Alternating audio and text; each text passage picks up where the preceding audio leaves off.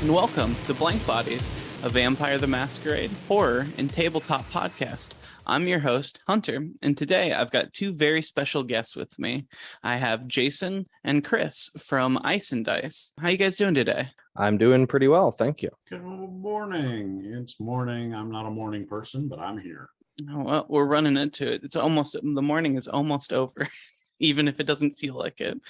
But yeah, so you're here talking about Ice and Dice today. Would you like to tell us a little bit about that? Yeah, so Ice and Dice started with mostly as just a group of friends getting together for a weekend of gaming, and we've got new leadership and want to take it in a new direction, make it a little bit more like a convention.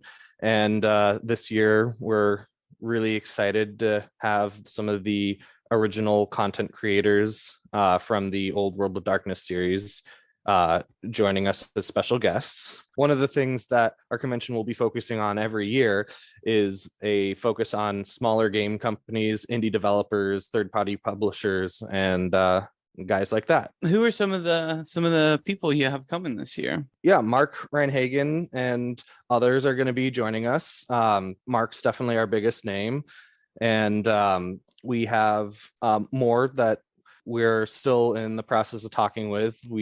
I can go through the list of people that were joining with us before we had to postpone, but not everyone's been able to commit with the new date at this time.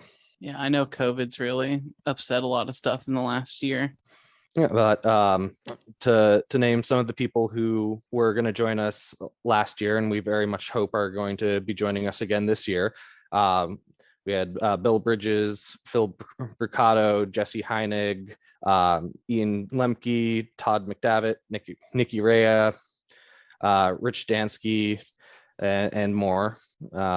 So we're really excited to have this group of people getting together, because a lot of them haven't seen each other, been in the same room in a couple decades or more.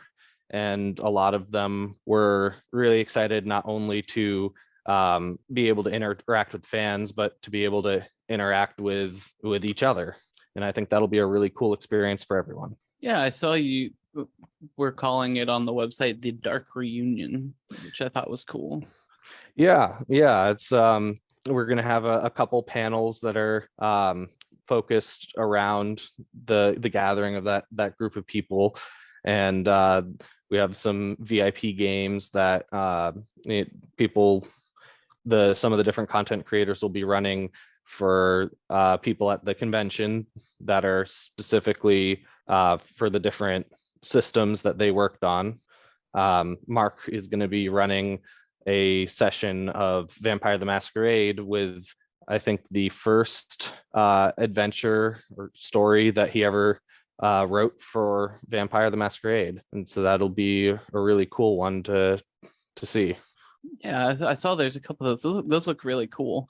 And then I think I saw you guys are going to be releasing them as like a podcast too, so like people can listen to those afterwards. Yeah, that's the goal.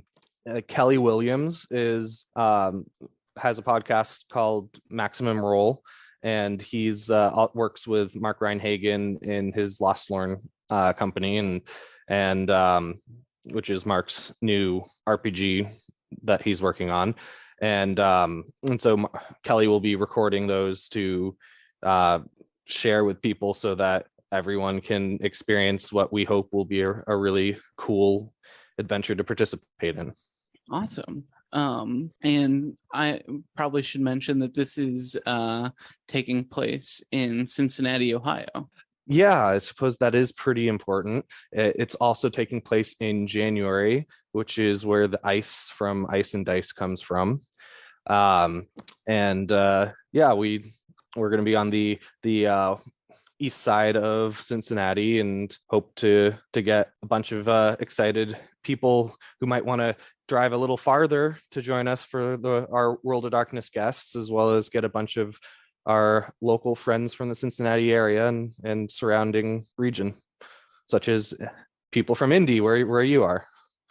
Yeah, I know. Me and my friends are planning to come. It sounds like a really fun time. But yeah, we're gonna be doing some a couple different LARPs that are gonna be focused on the World of Darkness settings. I believe currently we're looking at a vampire LARP and a changeling LARP, and then we're going to be focusing on the RPGs and board games, but we will have a couple miniature style events, including one that's going to be it's not World of Darkness related, but I think it's really cool, so I'd like to talk about it for a moment. But we've got Modifius is a gaming company, you might have heard of them.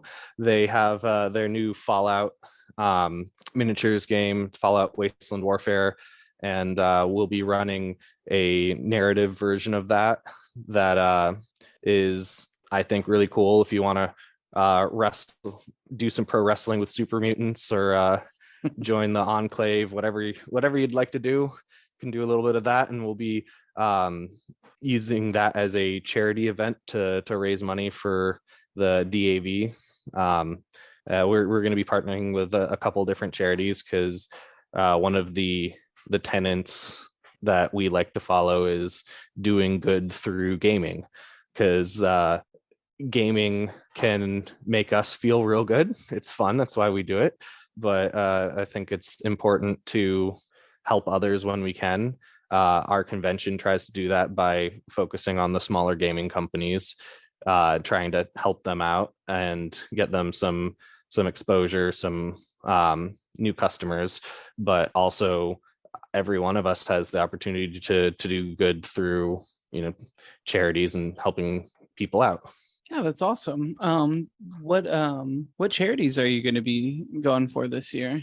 So Disabled American Veterans, Tabletop Gamers, and Extra Life are the charities we're going to be working with.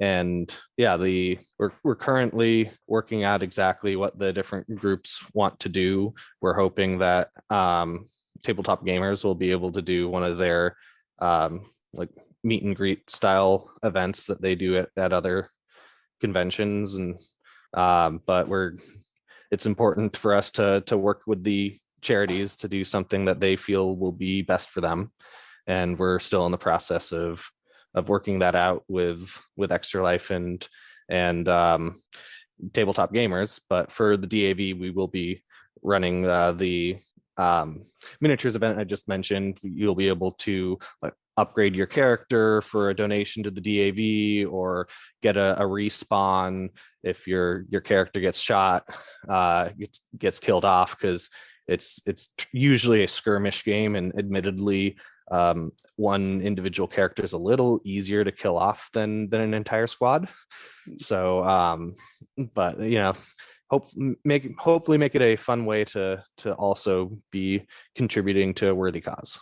Yeah, that sounds like a lot of fun. I know Extra Life's a really cool organization. Yeah, they work, at least here in Cincinnati, they work with the Cincinnati Children's Hospital, which is an amazing organization, does a lot of good for the community, and is something that we think is definitely worth supporting. Yeah, and for our listeners, if you haven't heard of Extra Life, you may have heard of the Children's Miracle Network, which is who they raise money for, and we actually have the Children's Miracle Network here in Indianapolis as well.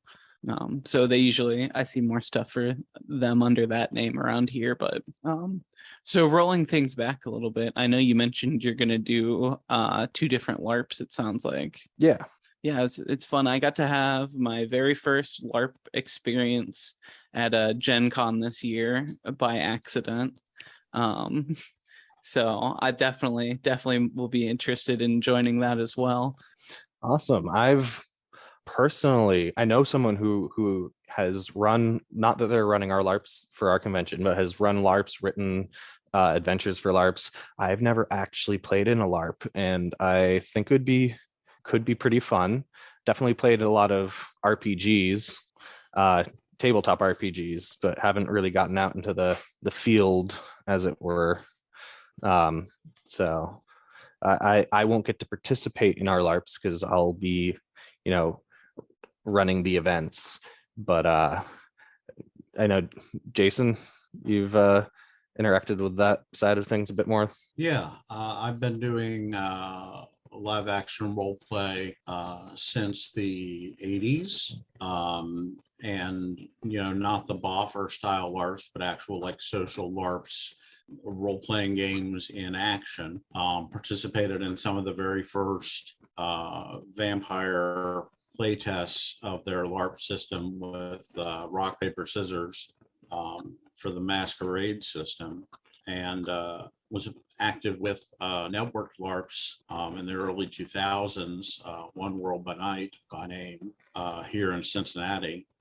And so I have, and really got into the LARP experience, especially with the network LARPs of playing every week and traveling to different games and interacting over the internet and just, bringing a vibrant world to life through the LARPs and the additional intricacies and nuances of characters that come out, not only through the role play, but also the costuming and the nonverbal cues and everything like that. And so I've had amazing experiences doing LARPs. And I know that a lot of people who come from a tabletop background and then get exposed to a LARP really are like, wow, this is immersive. This was exciting. This got my blood pumping. And so we're, as Ice and Dice, very excited to bring something like that to our convention. Yeah, I had always heard like nightmare-esque stories, and I was really nervous about showing up to something like that. And then we were just walking through the convention hall at Gen Con this year, and someone was like, hey, especially to my friend Sarah, hey, you guys look like vampires. So you going to the LARP tonight? And like, there's a LARP tonight. And he's like, well, you're going, you can be my coterie, and just gave us where to meet him up. So we just kind of showed up, and I was amazed how like welcoming everyone was and how easy it was to kind of jump into. So it's definitely something I want to try more of. We only got that one night's experience, but it was a really great time. And you said, oh, go ahead. Yeah, I've read the blurbs for both the LARPs and started to see some of the behind the scenes, and there's some meat and there's some surprises in store for those who read the blurb and are kind of intrigued and want to get involved. I think there's really going to be a memories to be made. Ooh, so you said you're doing Vampire and Changeling. Are those going to be separate LARPs or like any crossover between them? They will be entirely separate. One will take place on Friday, one will take place on Saturday. Oh, okay. They're not in the same universe. They are being run by two different companies. Okay. The Changeling LARP is a little more lighthearted, it sounds like, and it's going to be interesting. Changeling is one of the World of Darkness games I have the least experience with. I haven't been able to get it to a table or participate in a tabletop experience with it or a LARP experience with it. So while I'm familiar with the lore from reading, the actual experience of playing in the game and the nuances that come out, I'm not as familiar with. So I'm intrigued to see how they're going to bring everything to life with the economics of underwater basket weaving, which is the title of the LARP. It refers to a forced class of nonsense that is thrust upon unsuspecting students that all happen to be changelings. And these are not tabletop size group LARPs. They will be for large groups of 20, 30, 40 people. So that sounds like a super lot of fun. I also have never gotten to run Changeling. It's in my list of like bucket list games I want to get to, but I know you're there too, but I was able to somehow get Wraith played before I played Changeling. So Well, if you haven't played because you need players, well, count me in for a one shot if it needs to be in person. Count me in for a campaign if it can be remote. 2 hours is a little too far for me to drive on a weekly basis. that's fair. But so sounds awesome. So you've got some original World of Darkness alums coming out to do games and panels and whatnot.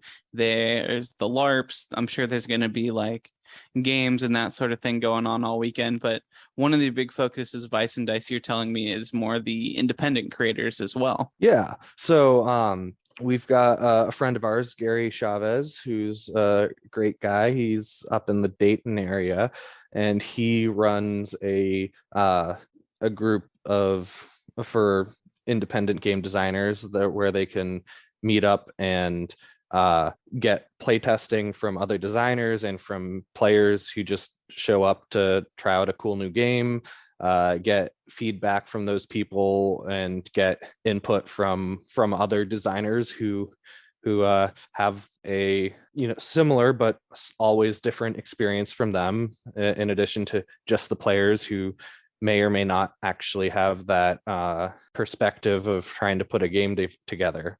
And so I think that group's an amazing group to work with. We're going to be having some of the guys from there that'll be joining us for either for just running games, or if they want to run a demo table, if they feel like they're at a point where they can sell their game, or potentially even vend. But there's a lot of different opportunities for people to showcase their games. Hopefully I'm gonna do a great job of bringing together these really creative people with the equally creative players that the gaming industry has. Yeah, I was looking at your website.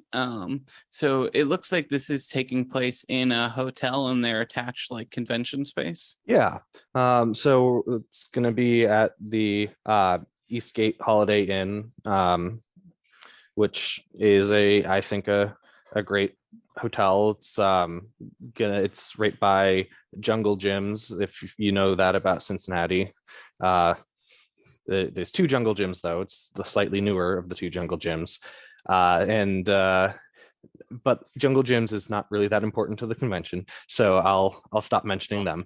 No, you can come to Cincinnati just for Jungle Gyms, and people have do a good convention. Yes, I have a lot of vegan friends, and every time we'd go on tour, if we were coming back from the east, it would be all right, we're stopping at Jungle Gyms. We're gonna fill every single bag we have with food, and then we'll come back to Indy.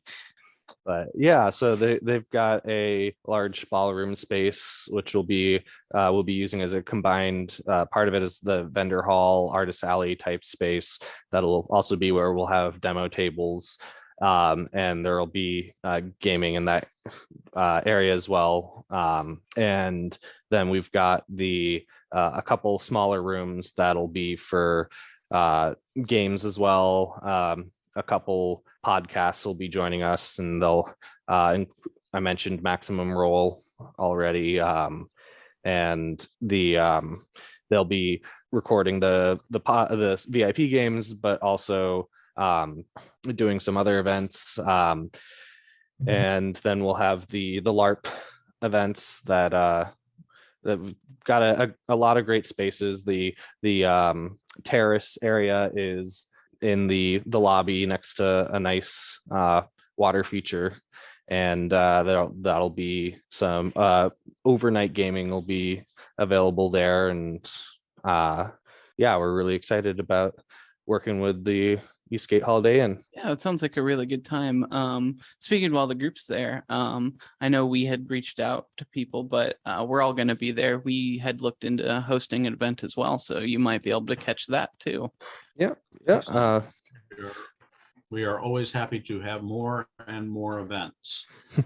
We have plenty of tables. My role in the convention is the RPG coordinator, so it is ultimately my responsibility to fill all of them up. And I take that very seriously, and I am very open to anyone who wants to reach out and come and be a GM for a role-playing game at Ice and Dice. You do not have to be an expert GM. You do not have to have a finished prototype system. Come with the goal of having a good time and getting good feedback from people, and being in the mindset of an open and exciting place where there's a lot of energy to be had. That's really, something I'm really hoping to create. And I know before we postponed, we had a very diverse and eclectic variety of games being run. And even at games days that we've done since the postponement, this is not the D&D and Pathfinder games that you would normally find at a convention. These are Fiasco, Knights Black Agents, Mothership, Tunnels and Trolls, not only newer small press things, but also some old school Renaissance OSR stuff, which has a very strong community in our area and is equally interested in participating in Ice and Dice, because the old school Renaissance has a ton of new content coming out from a variety of creators, mostly small, and while not, and it has its own style and genre, and the word old school or old should not be taken in reference to how they're approaching things. They are not traditionalists. There have been role-playing games like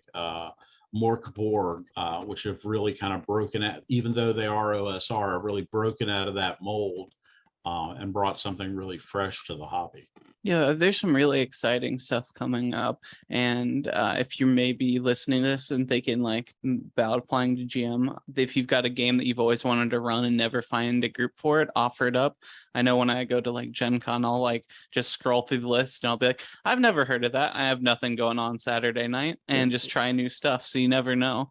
And I'd just like to also point out that while it may not be the same D&D and Pathfinder you find at other conventions, we still will have D&D and Pathfinder. We just want to focus on the third-party publishers, the adventures and modules written for really cool systems, like some of the ones that Jason mentioned, but also for the more traditional systems that are bringing their unique perspective to that system. Yeah, that's awesome. So this is going to be a 3-day event, it looks like. Yep. We'll start on Friday afternoon and be going through Sunday. It's January 20th to the 22nd. So that's awesome. So we've talked a lot about the role-playing games happening, the LARPs and that kind of thing, but there's a lot more to the convention, it sounds like, too. What else do you guys have going on that weekend? We want to offer the full convention experience. You're not going to spend your entire weekend gaming back to back to back, unless, of course, you're me. And then it's fine. But we've got downtime activities, like we've got a variety of panels, and they're all gaming focused, but they all focus on different aspects of the hobby, from crowdfunding to a retrospective of the World of Darkness, to developing a game line, to world building. There's really something in there for any type of gamer. In addition to that, there's a restaurant in the hotel. There are places to eat nearby. So if you want to go out to dinner with great people you just met, it's a very easy opportunity to do that and to socialize and really get into the fellowship of gaming. In addition to that, the hotel is beautiful. It's got a 15,000 square foot convention space. It's got a terraced waterfall and an upper and lower terrace in the main lobby that is like the center of the convention. So it'll have the pleasant bubbling of water everywhere you walk and the smell of fresh fountain permeating the air, which gives it a very, it's not your scale convention air, I'll put it that way. And we also have a vendor hall that is going to be not just game vendor after game vendor after game vendor. While there will be vendors of games, we also want to focus on providing a vending space for things like custom-made items. Everybody loves dice, of course. No one will turn down dice. And 3D replicated props. And so, there will be a wide variety that will be listed as we get closer to the convention and we assign our vendor spots. Same thing with our demo tables. The demo tables are designed to demonstrate one single game and provide an opportunity for people to monetize the development of that game by selling it. But we want to encourage them to play iterations of their game and continue developing it while they're at the convention. The Artist Alley is something else that I'm pretty excited about. I don't have a lot of connections to artists, but I know that the art of the World of Darkness books has really influenced my tastes and style. Andrew Broadstreet, I think, or Broadstreet's black and white illustrations from the very first vampire books are mood setting and just really convey the gothic punk aesthetic very well. And it's still something that I think of when I think of the Ravnos clan. I think of that iconic black and white illustration. So between the LARPs, the food available, the role-playing gaming, the miniatures games, we have an extensive board game library that will be available, and tables for board gaming with scheduled events, but also plenty of space if you want to go. That looks really cool, and go ahead and bring it down and get it on and put it on the table. One of my passions is getting games off your shelf and onto the table at least once. Most gamers have a wide and extensive collection of games they've never played. And Ice and Dice could be a place where you bring out that game you've never had a chance to play and always thought looked really cool, and really just get it on the table there. Yeah, that's awesome. I like the what's a good way to put it, the more open community style that it sounds like you guys are going for.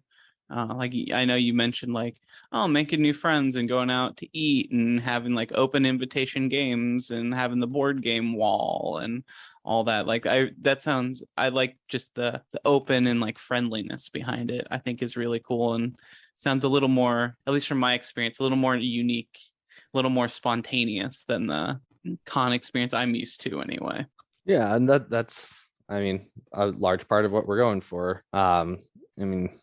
Again, I mentioned at the beginning that this started as more of a group of friends getting together for a big weekend of gaming, and while we want it to be more than that, we definitely want to retain the friendliness and the intimacy of that type of activity. We all, at least everyone that I've talked to, loves Gen Con, but we're definitely not going to be, we're not capable of being like Gen Con, and we're not going to try to be like Gen Con.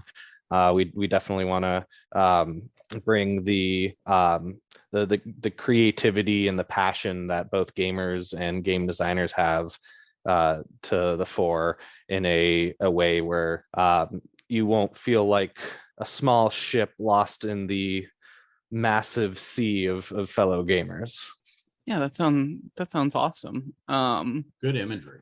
Yeah, that sounds like a super fun time. Jason, I know you had mentioned that you are like the RPG coordinator, and I know Chris, you've run a bunch of games as well. I wanted to ask you guys a little bit about your experience actually running for like conventions and public games and stuff, because that's something I've never really done before. So yeah, tell us a little bit about your experience behind that, and like what you enjoyed more about that than like just playing with the same friends every weekend. Yeah. So I mean, I think playing with someone other than your friends every weekend is a really large part of it, and it's kind of almost a double-edged sword. Like there's a little bit of anticipation and suspense of like who exactly is going to show up. I think that makes it a lot more fun. I think that you can have a really interesting group of characters, and it's almost like the GMs playing in the game a bit more than usual, because you're not just reacting to the same known entities that you play with every week. You get to react to a new set of variables. You get to meet new people, and I think that's a huge part of the experience, both for the game master and the players in any con game. Jason's a bit more experienced than I am with running games at conventions, though. So yeah, I here in Cincinnati, I've been participating in public gaming for the past 9 years, and pretty consistently, not every week, but like 40 or 45 weeks out of the year, seeing fresh faces at games. One of the best things is introducing new people to the hobby. And if you're listening to this and are kind of interested in horror and own the vampire book but have never played, this could be your opportunity to come out and try something. I am all about the new players and teaching new systems and getting people comfortable. I love the dynamics of a fresh table where not everybody has, as Chris said, the same reactions you're getting used to because they're all your friends and you know them. But at the same time, I'm a big believer in the use of the safety tools, such as the X card and the lines and veils, that make it a consistently fun experience for everyone as they play, to contribute whatever they want without feeling like they're putting themselves too far out there, because we have the safety tools in place. I also love indie games. I'm a big fan. I got introduced to Fiasco very early on, after it got published, and that type of fresh, innovative, non-traditional role playing really attracts me.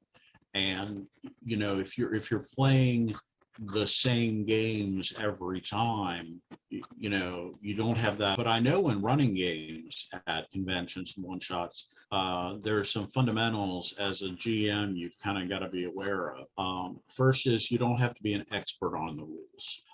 Just have a basic understanding and be able to make rulings, but not rules, on the spot. and keep the action going and keep it fun and fresh and fast paced. Definitely if character creation is part of what you're doing, know the character creation rules pretty well and be able to step people through them in hopefully an efficient process so that people don't get bored and you don't have some people finished and waiting and stuff like that. Ideally, for a one-shot game or for a convention, you're going to provide pre-generated characters.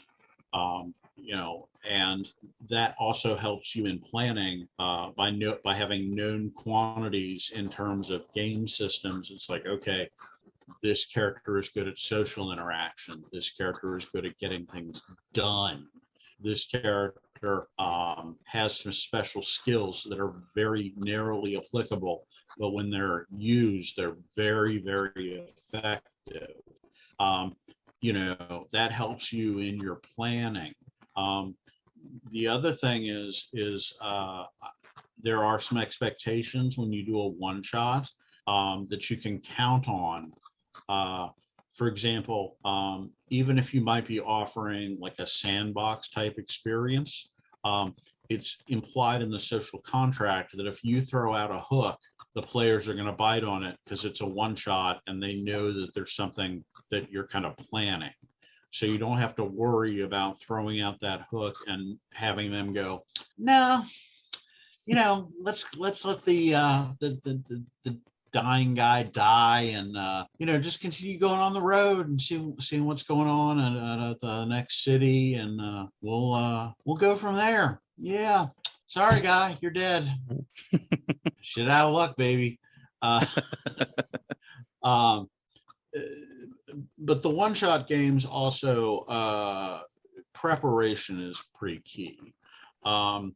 Either formal preparation where you've got stats and you've got rosters and things like that, or a very, very detailed mental picture of what you're going to present, so that are going to come out of left field. You're not sitting there struggling, starting to think about something and grasping for straws.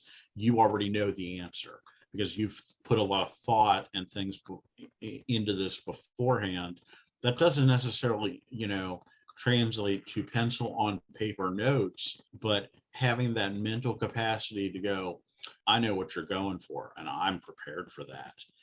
That really goes a long way towards providing a great experience. If you are coming and want to do a game for the first time, I have a lot of experience helping people step through that process, and I would be happy to work with anybody who wants to work with Ice and Dice to bring their game to our convention. Awesome. There's a couple points in that I wanted to touch on. I think the big one is, helping new players to learn. One of the big things on our show, is we're trying to help new players step into the world of darkness and vampires, the V5 edition, and helping people who've maybe played older editions and are wary about picking up another edition, another set of rules, another set of lore, find like a foothold with what they already know and like join the community and get involved with V5 a little bit. So I really do like that aspect of getting new players involved and teaching like any game you might be interested. Is there any advice either of you would give when it comes to like teaching players a new game? So yeah, ultimately practice. If you can get some friends together beforehand and go over even if they already know the rules, they can play dumb for you or find some friends who legitimately don't know the rules, and going through and practicing that explanation, whether it's for RPGs or board games, being able to go through the rules in a way that doesn't bog the mind down. And what I mean by that is, at least with my personal experience, people retain knowledge if you can fluidly teach as you're doing, rather than here's my lecture, now you remember all of that, right? Let's start playing. It doesn't work as well, and especially at a con where you've got limited amount of time, you want people to feel like they're doing something, and not feel like they've spent half the session listening to rules.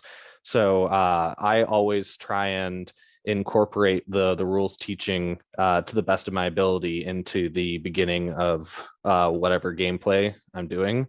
And obviously, if you're gearing towards teaching new players, just know the rules. But there's two types of cheat sheets. So I generally am lazy and don't print out cheat sheets for my players, which maybe is a bad thing, but I always have my own personal cheat sheet that I usually like have on my phone or something. It's not something I print out, but it's like, here are the rules that I know I need to go over. Here's like the order I go over them in to help make sure that it makes sense to my players. That's again, I actually run games more for board games than RPGs. But some of the board games have a lot of rules. Blackstone Fortress by Games Workshop takes a while to teach. Like I would never want to spend less than an hour and a half to like with someone's first gameplay, just because that's me going over all the rules and going through their first session. It's not even them like independently playing the game from me as a GM. And Jason, do you have any thoughts on that? Yeah.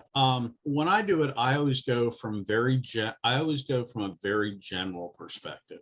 This is what you need to know as the basics of the rules. And the storyteller system of games for the World of Darkness, a lot of it is attribute plus ability.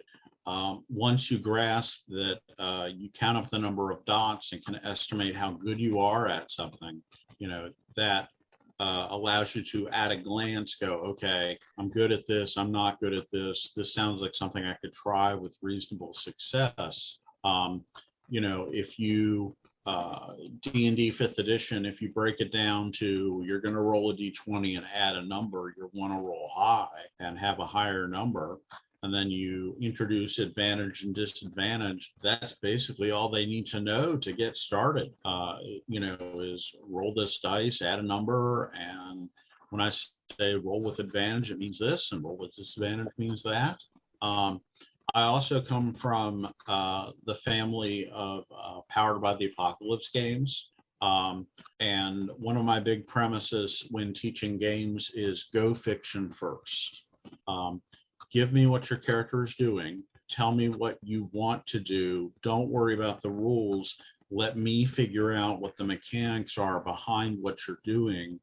Don't worry about move actions and instant actions and object interactions and bonus actions and things like that. Tell me, I'm going to run to cover, break out my gun, and lay down a spread of covering fire for my allies. And that'll tell me, okay, I need you to roll this, this, and this on your sheet. Or go, you're not the best soldier. You're probably just better just diving for cover, and can, kind of coach them that way. But that way, even when telling them, you should probably dive for cover, you can tell them, okay, look at your weapon skill, look at your initiative skill, and kind of look at that and go, okay, that's not the best, but maybe my dexterity plus athletics is really high. So ducking for cover is something that I'm really good about. But that principle of going from very general overview and not getting into the minutia, and then going fiction first, that goes a long way, and that really shortcuts the amount of time you spend on the front end with something. And as you can tell, I do a lot more role-playing games than I do like board games with the technicalities. When it comes to board games, I get kind of bogged down and I'm not as efficient in explaining how they work. Board games are very much a more play as you go, learn the rules. Whereas hopefully in a couple of minutes, I can convey the basics of a role-playing game and we can get into the action and start having fun. Yeah, I like that a lot. I've always been a fan of like the rule of cool, and especially with like new players. Oh, he picked up a fire axe and wants to swing it at someone. I'm not going to pause the game and figure out what page the gear equipment is and find the axe and bog the game down for 5-10 minutes while we figure out how that what axe works or whatever. And just like, yeah, that sounds fun. Let's just do it. Let's roll it like this for now. If you keep using the axe 3 games later, by then we'll look up the rules. But now let's just do it. And I think that's especially good for new players too. If you've been in a game for like 10 sessions and they put a lot of time and earned experience points into your characters, I think players are more wanting to be like, well, I want to do it right because I've earned it. But like when you're first starting in a new game, I think you can kind of fudge it and it's like, well, that sounds fun. That sounds cool. So let's just roll with that. And as long as that experience and story is fun, I'd definitely put that first. That's a really good point, especially with RPGs. It narrative for newer players. It's a little bit of a judgment call, actually. Some new players feel comforted by, if they're new to role playing and not necessarily to the system, are going to feel comforted by the mechanics, and they know that this is the thing that I do, and I can take comfort in knowing exactly how I interact with the world. And so having pre-generated characters can be really important for a player like that, where especially with pre-gens, you can make the effort to know that this is their starting equipment, this is their starting, spells, abilities, whatever, and you can have those mechanics very clearly recorded for the use of the player, which actually also then makes it a bit easier for the GM, because I think I believe that Jason mentioned that Shadowrun's one of the systems where it's like the GM doesn't necessarily need to know everything. The player's kind of responsible for knowing the nuances of the specific thing they're going into. And if you can empower a new player to know the nuances of, or at least the superficial nuances of that character, that helps them have a bit of control while also taking a little bit of the burden off of you. But at the same time, you have the different type of player that might even be intimidated by all the mechanics, and at that point you definitely want to focus on the narrative and just like, yeah, we're doing something cool, and it's more important that you're doing cool things than the exact number of dice and the threshold you need to hit to be successful, et cetera, et cetera. Yeah, I think that's up to individual GM style and player style too. That's something you're going to have to feel out with any group. But like, I know when my group played D&D, I used to give like a bonus to their rolls if they described it really cool, just to get people to be on like, all right, you're fighting the troll. What do you do? I swing axe. Okay, Yeah. roll die. It's like, oh, well, you described it. You took your time to like explain what you're doing. I'll give you a +1 to that roll. I think that things like that are good motivators. Yeah, I know someone whose idea of role playing is rolling the dice while he's playing. And it's like, it's always good to encourage people to think a bit more about the details, the narrative details of their action. You can get a lot of fun and almost surprising situations just by the details of what someone does and how they do it, rather than just the fact that I'm a overpowered character because I'm a player character and that's how the world works, and of course I'm capable of doing this relatively simple action. It's like, yes, that's true, but you can build the story so much more interest in so much in ways if you encourage people to put the details into things, and getting having a way to reward them so that they want to do that, rather than you trying to force them to tell the story with you is I think one of the best things you can do. That's both for experienced players and new players. Yeah. So as we're getting a little low on time here, wanted to wrap up. Usually I try and ask all our guests a couple questions. So the big one is in Vampire, do either of you have a favorite clan? Yeah, so I've only played Vampire a couple of times, but next time I play, I'm wanting to work with the Gangrel sounds like a really cool clan. I can't say they're my favorite because I haven't played them yet, but I'm really excited to explore that. Yeah, Gangrel are really fun. We just did our deep dive series on them. So if Well, you're then, looking for to- some background history. I'll Yep. definitely check it out. I like the Panders Hmm. from the Sabbat, the Caitiff clan.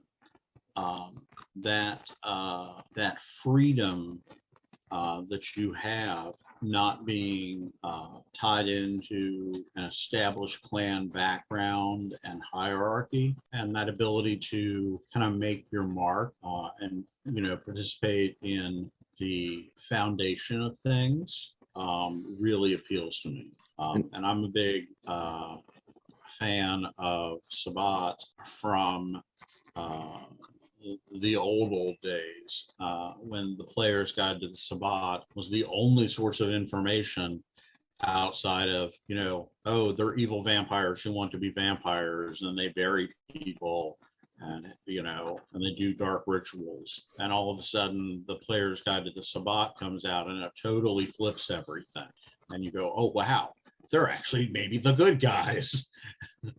And having the 15 clans of the Sabbat and the Anti-Jerbu, you add that to the freedom of playing a caitiff, someone really outside of things. Yeah, try a Pander next time. Don't think you've got to be a Lasombra or something like that, or And my other thing is I like to lean into the stereotypes of a clan I play. Something I learned from LARPing is that there's a lot of rewarding role play that can happen when you're not the edge case of a clan. You are the Ventru businessman. You are the Bruja biker. You are the Toreador artist. You don't have to go for the Toreador who does tattoos on dead skin sort of edge case. You can really go for, I am a painter, and deep dive into that. Well, when you go into the Panders, you've got all that freedom to just explore anything you want. And I also think that the idea of a new clan being formed as part of the lore is kind of cool. And as a storyteller, lots of opportunities there. So many hooks that you can throw in and little things like that. Yeah, that sounds really cool. I'll have to check them out a little bit more.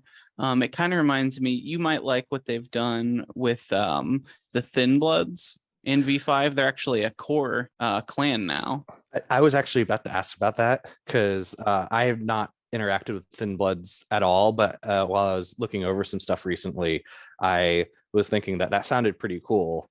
I like the idea of being able to balance the human and vampire world a bit, but you also have that massive risk of the real vampires who see you as something potentially even dangerous to the masquerade by your inherent existence, or even a sign of the coming apocalypse. Yeah, that too. That sounds like a really cool area to explore compared to the rest of the Vampire the Masquerade world. It also kind of goes back to the freedom in a way that Jason was just talking about, because it's just a different type of freedom. They have the freedom to more easily interact with the world of mortals, of the humans, the kind, right? No, that's the vampire. I'm showing my ignorance again. I apologize. um, anyways, I think that's a really cool area to explore. Except I only just read about it recently, and I shouldn't have interrupted you. I should have let you tell me more about it. No, it's totally cool. I think they are interesting, but they do work very differently. It's weird because I think they're balanced and really fun and interesting, but they are very much like the edge case of vampires. Because on one hand, like you get like a Zamitzi, and your power is the ability to like shape flesh, or you're Nosferatu and you can turn invisible and that kind of thing. But like you got to spend points as a thin blood to be able to like, I can eat food, I can like walk out during the daytime in the sun, and like that doesn't seem as cool. But like if every other vampire is unconscious during the day and you're just walking around at the grocery store, that's a lot of power if you know how to be sneaky and use it properly. Like that's an extra 12 hours you get over everyone else. Yeah. To me, like that ability to be sneaky and in a normal way is quite intriguing. You get to take advantage of something that seems very benign but actually has a lot of power if you just look at it the right way. Yeah. Going back to old books again, you've got Hunters Hunted from first edition Vampire. And one of the things they leverage is, do things during the day. So, as a thin blood with the ability to be out, you've got some tremendous advantages if you want to pitch yourself against other vampires. And I'm sure you would know that best, Hunter. I don't know what you're talking about. But yeah, I think they're a really fun one. And then like the other question I usually ask people is, how were you originally introduced to World of Darkness? Well, I had heard some stories from friends about some really interesting games that they played in, including one friend about an interesting story that made him decide not to want to play anymore, which is unfortunate, but that's his story. I'm not going to elaborate on it. And I have just my first time playing, I just randomly I'm going to go by this game store. What are they doing? Hey, they're playing Vampire. I guess I'm definitely going to show up. And that was a nice fortuitous moment of being able to explore the game that I've heard some really cool stories about, but hadn't had an opportunity to actually participate in. So there I am, January 3rd, 1992. Damn, I wasn't born yet. Thinking about Chris, who I would know in the future. No. So I'm walking into a game store. I see this book with this cool green cover and a rose on it. And I pick it up and I'm like, hey, this is like playing Anne Rice Vampires. This sounds pretty cool. And so on an impulse buy, I pick it up and get deeper into it as I start reading it. And I'm like, oh my God, this is brilliant. This is, vampires just decide we're just going to lie and make everybody believe it. And that is the foundation of the masquerade. And that paradigm shift of, this could be reasonably acceptable. It has a reasonable, it reinforces that willing suspension of disbelief because it is so real. And the first edition Vampire book is filled with little tips and nuggets of larger lore that has as yet to have been written, that you're like, I want to know more about that, and get your mind as a storyteller start thinking about things.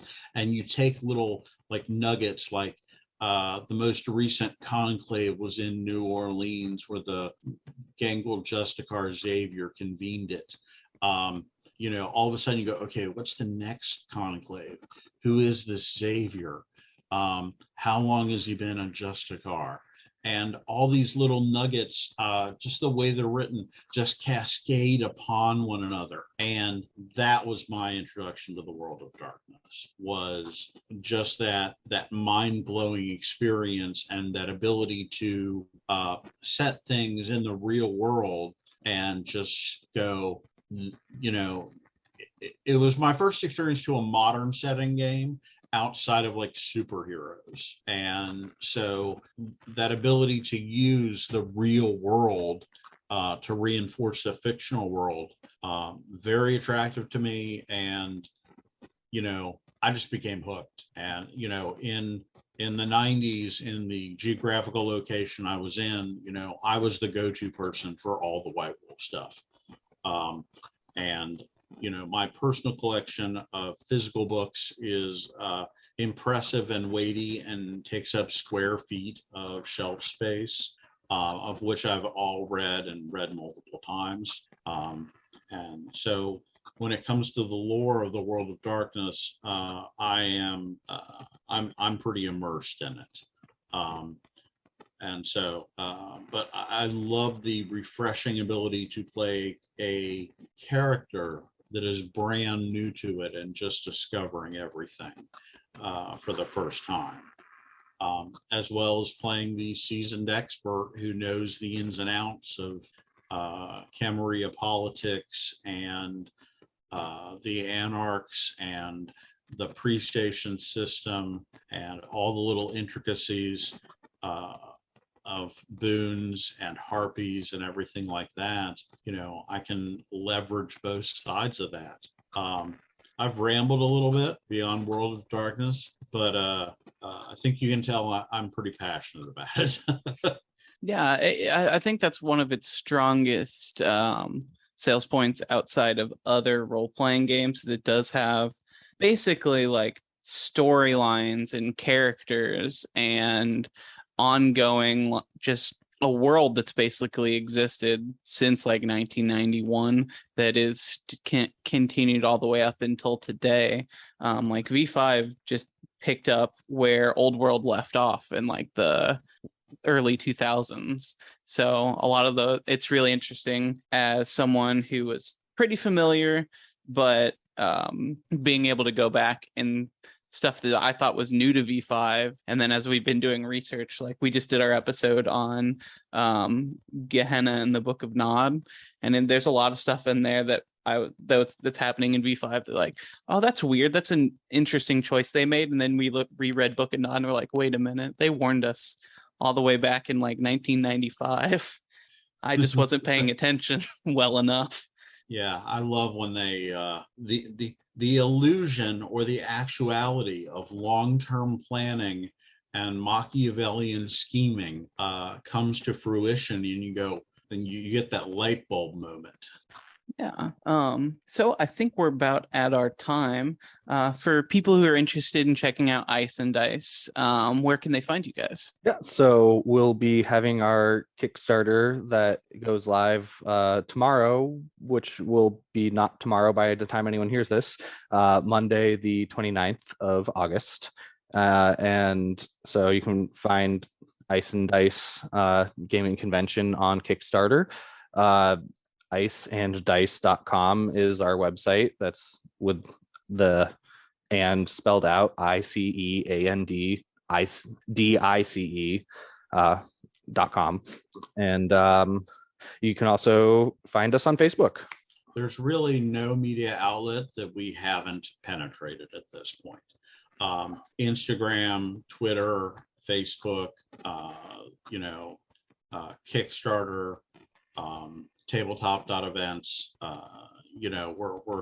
We're spread out on all of them. If you do a dedicated search for Ice and Dice, you will find us. And the name of the convention on Kickstarter is Ice and Dice Tabletop Gaming Convention 2023.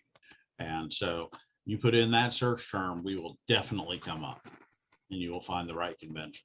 I am really excited about the Kickstarter and hope to I can't wait to see this all come together in January. Yeah, it's really exciting. I'm excited to see you guys there. I'm definitely going to be coming, and I think the rest of the hosts will be there as well. So Awesome. Well, we will be thrilled to see you and hopefully some of your listeners as well. yeah, it'll be exciting. And if I can get prepared enough, I might run an Unknown Armies one shot I've been working on for a while now. We'll see. We'll see. Ooh. Ooh. Well, if you need some play testers, we can. As I said, virtually very easy to help you out. If you're willing to drive to Cincinnati, we can definitely hook you up with play testers. I'm not sure if I can convince a bunch of people to drive to Indy though. That's fair. That's fair. All right. Well, thank you guys for coming on. It's been really cool chatting. And thank you guys for listening. I'll have links to all of their internet stuff down below if you want to check it out. And hopefully I'll get to see some of you that weekend.